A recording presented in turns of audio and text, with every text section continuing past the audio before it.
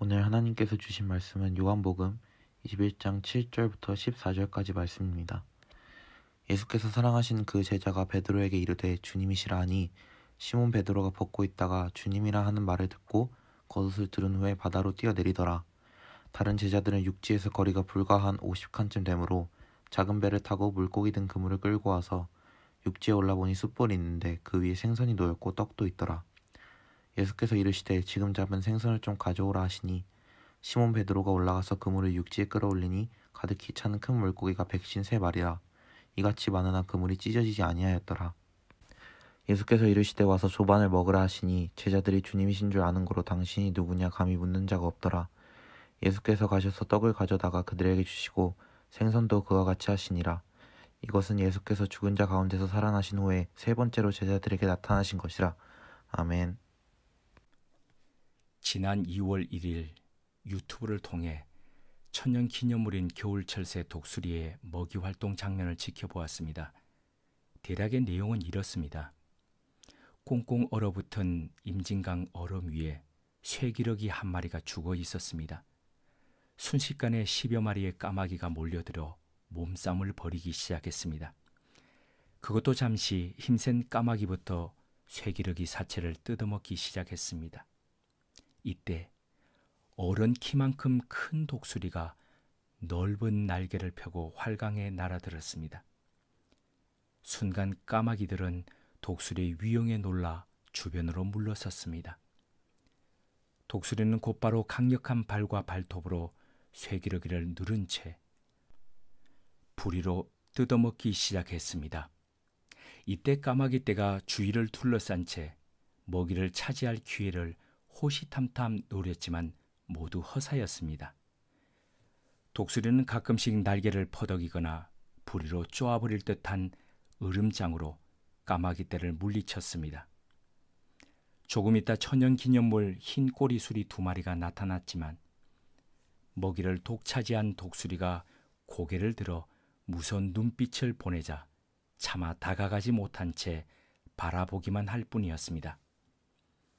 그러기를 20여 분 지켜보던 흰 꼬리수리는 먹이를 포기한 채 어디론가 사라졌습니다. 1시간에 걸쳐 쇠기러기 한 마리를 뼈만 남기고 모두 먹어치운 독수리가 날아올랐습니다. 그제야 주변에 대기 중이던 까마귀 10여 마리가 몰려들어 남은 뼈에 붙은 조그만 살점을 뜯어먹기 위해 다투기 시작했습니다.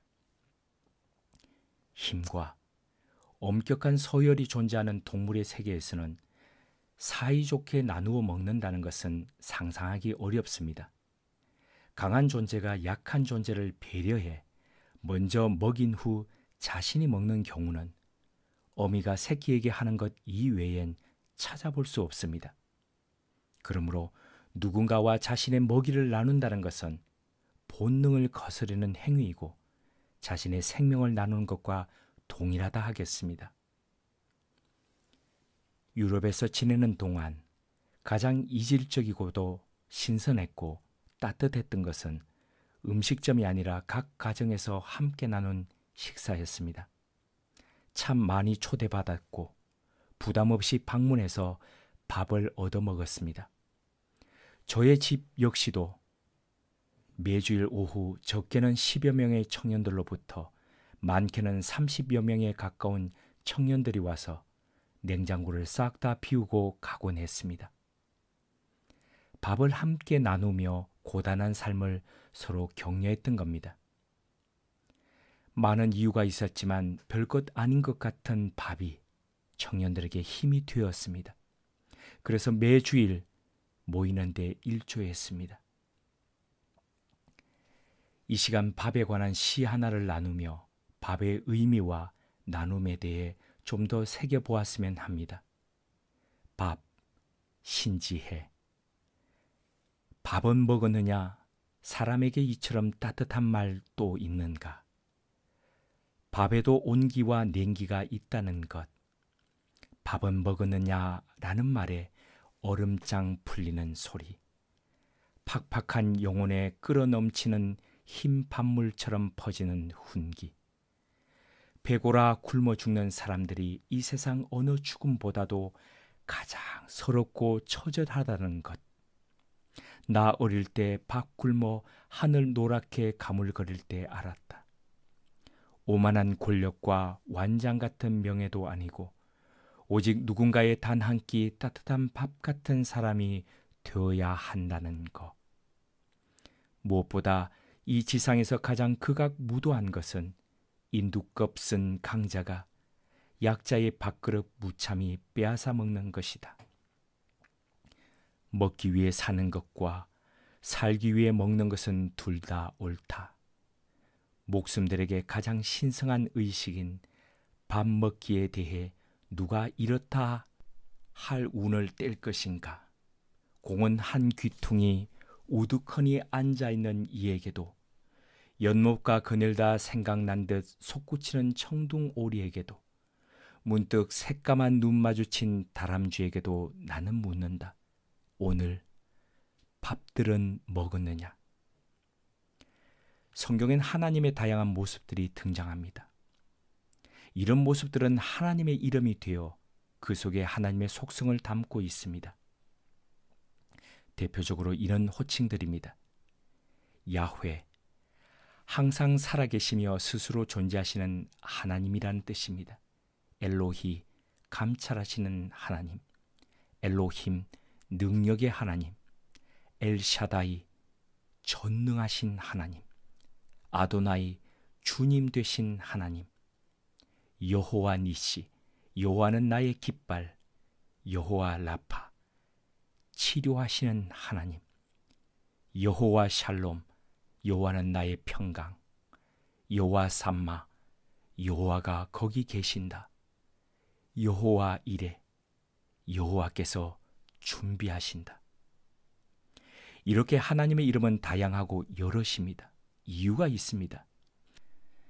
하나님의 다양한 이름을 소개함으로써 우리로 하여금 하나님을 다면적이고도 총체적으로 알아가도록 돕기 위함입니다. 시편 9편 10절이 여호와여 주의 이름을 아는 자는 주를 의지하오리니 라고 고백했듯이 우리는 하나님을 알게 됨으로써 그 하나님을 더 의지하게 됩니다. 그래서 잠언 18장 10절이 증가하는 바와 같이 하나님의 이름은 우리에게 견고한 요새가 됩니다. 뜻하지 않고 원치 않는 상황이 우리를 짓누를 때 우리가 알고 의지하는 하나님은 우리를 보호하실 뿐 아니라 넘어진 자리에서 세우셔서 상황을 견디고 이겨가게 하시는 요새가 되십니다. 성경에서 직접적으로 제시하는 하나님의 이러한 이름 외에 오늘 본문과 관련하여 제가 기억하고 믿는 하나님은 먹이시는 하나님입니다. 예수님은 마태복음 6장 26절을 통해 이 하나님에 대해 이렇게 소개하셨습니다. 공중의 새를 보라. 심지도 않고 거두지도 않고 창고에 모아 들이지도 아니하되 너희 하늘 아버지께서 기르시나니 너희는 이것들보다 귀하지 아니하냐. 성경은 곳곳에서 이렇게 우리를 먹이시고 돌보시는 하나님에 대해 들려줍니다. 창세기 16장에는 고통당하는 사라의 몸종 하갈이 등장합니다. 물론 그 고통의 1차적인 책임은 하갈에게 있었습니다. 아브라함의 아들 이스마엘을 낳자 자신의 주인인 사라를 대놓고 무시했기 때문입니다. 분명 하갈의 잘못과 교만으로 인한 고통이었음에도 불구하고 하나님은 연약한 여인의 고통과 슬픔을 달래주셨습니다. 엄격함과 무자비함과 비판의 눈으로서가 아니라 이해와 용납과 사랑과 위로로 다가오셨습니다. 비록 그녀의 주인은 그녀를 버렸지만 하나님은 그녀의 부르짖음을 들으셨고 품으셨습니다. 한때의 미숙함으로 인한 실수를 불쌍히 여기셔서 위로해 주시고 그녀에게 마실 물을 주셨습니다. 하갈은 그 우물의 이름을 부엘라 헤로이라고 지었습니다. 나를 살피시는 우물이라는 뜻입니다. 하나님에 대한 그때의 경험적 지식이 그녀를 성숙시켰습니다. 죽기를 구했던 그녀를 살게 했습니다. 열왕기상 19장에 보면 하갈처럼 죽기를 청하던 선지자가 등장합니다. 엘리야입니다. 불과 얼마 전까지만 하더라도 갈멜산에서 바알과 아세라를 섬기던 선지자 850명과 홀로 맞짱을 뜨며 믿음의 아이콘이 되었던 사람입니다. 하나님은 그의 기도에 불로 응답하심으로써 하나님만이 이스라엘의 참 신이심을 드러내셨습니다. 이 일 후에 아합 왕이 급히 갈멜산에서 내려와서 부인 이세벨에게 갈멜산에서의 일을 이야기했습니다. 그러자 화가 머리끝까지 오른 이세벨이 자기의 종을 엘리야에게 보내어 엘리야를 죽이겠다고 엄포를 놓았습니다. 이세벨의 도끼 어린 말을 들은 엘리야는 두려운 나머지 남유다 왕국의 최남단인 브엘세바까지 도망쳤습니다. 광야 한켠의 로뎀나무 아래에서 그는 하나님께 죽기를 구하며 자신의 생명을 거두어 달라고 이렇게 구했습니다. 여호와여, 넉넉하오니 지금 내 생명을 거두시옵소서. 나는 내 조상들보다 낫지 못하니이다. 넉넉하다는 말은 살 만큼 살았고 할 일도 했다는 뜻입니다. 공동 번역은 이를 이제 다 끝났습니다 라고 번역했습니다. 내 조상들보다 낫지 못하다는 말은 조상들에 비하면 더 못한 인간이라는 뜻입니다. 엘리야는 자기 인생을 매우 비관하고 있었습니다. 마치 하나님께 자신의 목을 들이대며 죽여달라고 간청하는 모습이었습니다. 위대한 선지자 엘리야의 이런 모습이 상상이 되십니까? 그가 어떤 사람입니까? 하나님의 명령을 전하며 3년 6개월 동안 하늘에 비가 내리지 않도록 했던 선지자입니다. 사르밧 과부의 집에 복을 빌자 통의 밀가루와 병의 기름이 없어지지 않도록 한 사람입니다. 그녀의 죽은 아들을 위해 기도하여 살려주었던 사람입니다. 갈멜산에서의 승리 후 하나님께 기도하여 3년 6개월 만에 비가 내리도록 한 사람입니다. 이런 사람이 자기를 죽이겠다는 왕비 이세벨의 말 때문에 주랭랑을 치고 죽기를 구하고 있습니다. 도대체 말이 안 되고 이해가 안 됩니다. 혼을 내고 꾸중을 해야 합니다. 뒤통수를 후려쳤으라도 정신을 차리게 해야 합니다. 그러나 하나님은 그러지 않으십니다.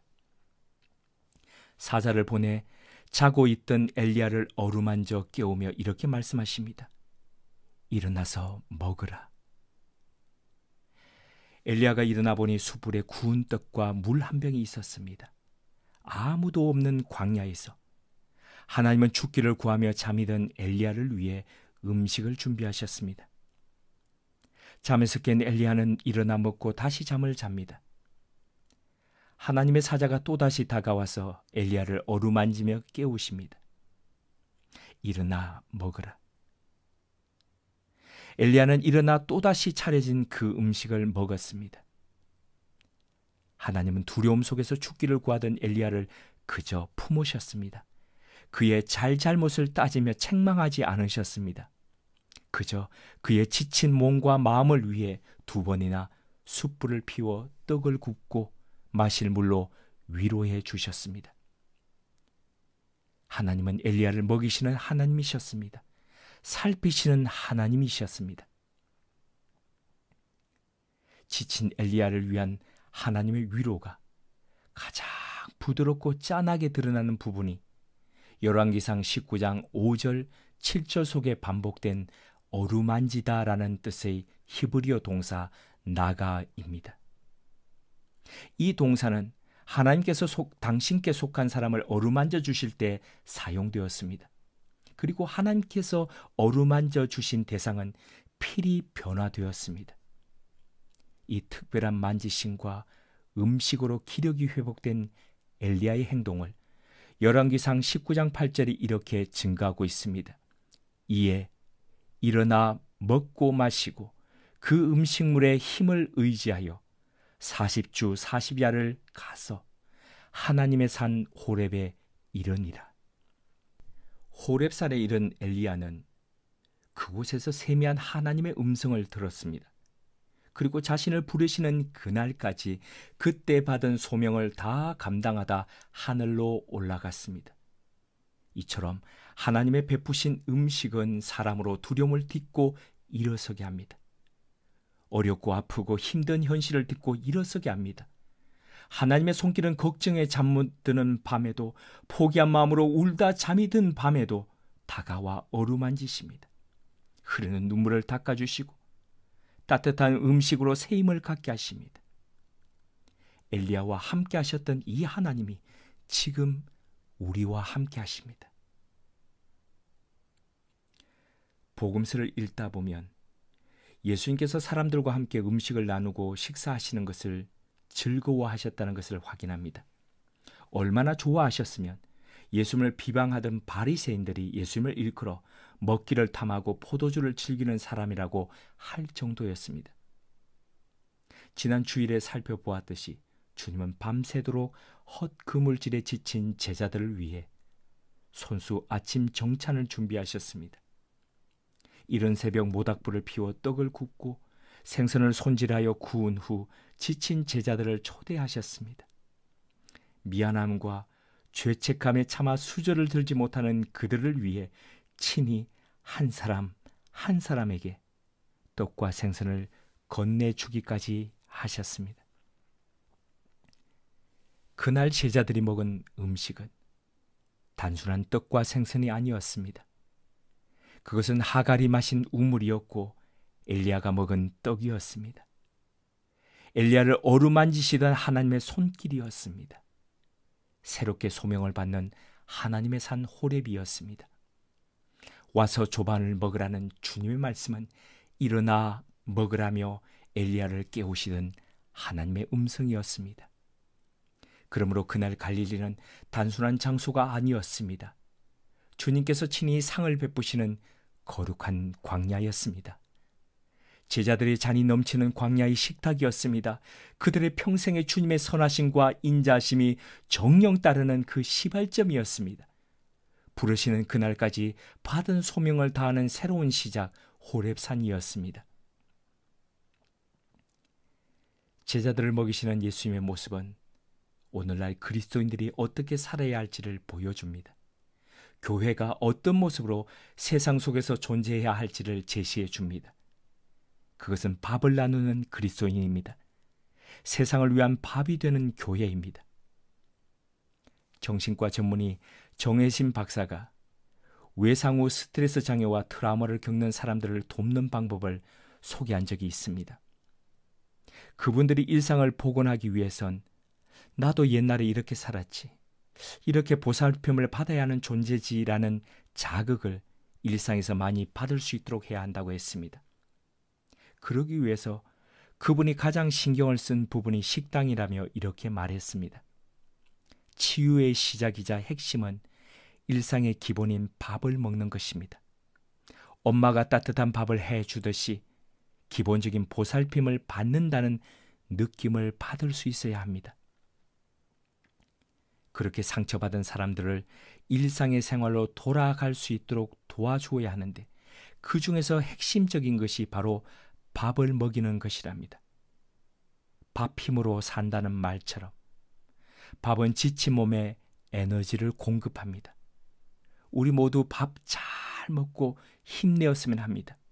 우리만 잘 먹을 게 아니라 주변의 어려운 이들과 같이 밥을 나누며 그분들도 힘나게 했으면 합니다. 희망이 꺾인 사람들이 다시 기운을 내어 일어서도록 돕는 밥이 되었으면 합니다. 지친 그분들의 어깨를 어루만지는 하나님의 손길이 되었으면 합니다. 끝으로 한 그리스도인이 이사야 58장에 기록된 하나님께서 기뻐하시는 금식을 읽은 뒤 쓴 7년 전 글을 나눕니다. 이분의 다짐을 보며 이번 주 수요일부터 시작하는 사순절을 어떤 마음과 자세로 보내야 할지를 생각해 보았으면 합니다. 성서에서 말하는 올바른 금식은 끼니를 걸려 아낀 돈을 제 주머니에 넣는 게 아니라 고아와 과부를 위해 바치게 되어 있다. 이 글을 보시는 여러분들께서도 염치 없이 부디 여기 조금이나마 동참해 주십사 부탁하려면 나부터 먼저 조반을 대접해야 하는 것이 솔선수범의 원칙일 텐데, 그러나 요즘 들어 치질이 돈이 없는 나로서는 도대체 현금을 어떻게 마련할까 요리저리 궁리를 거듭했다. 그러다 유레카, 드디어 발견했다. 내 하루 식비가 8,000원 정도 드는데 오늘부터 10일간 금식에서 그 돈을 밀양의 조반기금으로 만들기로 작정했다. 내가 초라하고 박복하다고 생각하는 날에 나는 늘 그 말씀을 떠올린다. 와서 조반을 들라. 그러면 부자는 못 되더라도 떡과 생선이 남아 조촐하게 차린 조찬을 이웃에게 대접할 수 있는 사람이 되고 싶은 소망이 생긴다. 어차피 사람으로 태어났으니까. 남에게 아침 한 번은 먹여줘야지. 다 제것 긁어모기에 현안이 된 이 세상에서 우리라도 지친 이들에게 조반을 줄 수 있는 사람이 될 수 있다면 얼마나 좋을까.